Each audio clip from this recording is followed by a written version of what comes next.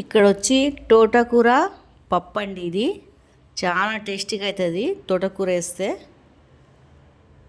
టేస్టీగా ఉంటుందండి. పప్పు అయితే తోటకూర వేసి వండితే, తోటకూర టమాటా. దీని ప్రాసెస్ ఎలా చేశానో చూపిస్తానండి, చూసేయండి. ఇక్కడ కందిపప్పు అయితే తీసుకున్నానండి.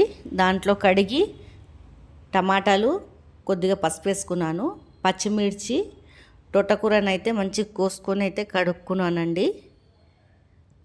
చూడండి, ఒక కట్ట అయితే తోటకూర తీసుకున్నాను. ఎక్కువ తోటకూర అయితే తీసుకోవద్దు, పప్పు తక్కువ అయితే తోటకూర తీసుకోవాలా. ఇలా ఉడకపెట్టుకున్నానండి. కుక్కర్లో వేసి మెత్తగా రుబ్బుకోవాలా పప్పు గుత్తుతోటి. చూడండి, ఇలా రుబ్బుకోవాలా పప్పు గుత్తుతోటి. ఎక్కువ రుబ్బొద్దండి, మెత్తగా బాగా. కొంచెం పప్పు కూడా ఉండాలి, మంచిగా ఉంటుంది అప్పుడే. తోటకూర పప్పు బాగా మెత్తగా మ్యాష్ చేయొద్దు. దాంట్లో కొద్దిగా సాల్ట్ అయితే వేసుకున్నాను. పప్పు చేయడం అందరికి తెలుసు, కానీ నా విధానం ఎలా చేస్తానో చూపిస్తానండి. నీళ్ళు అయితే చేసుకోవద్దు, గట్టిగా చేసుకోవాలా, అప్పుడే టేస్ట్ ఉంటుందండి తోటకూర పప్పు. నీళ్ళుగా చేసుకుంటే బాగుండదు. దీన్ని అయితే బాగా అయితే పెట్టాలండి.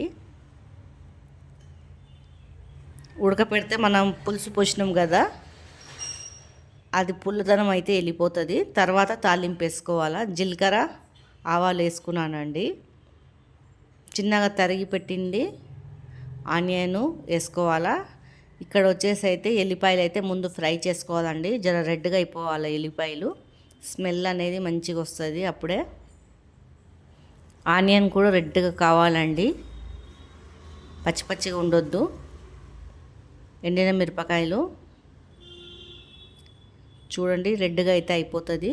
కలేమాకు అయితే వేసుకున్నాను.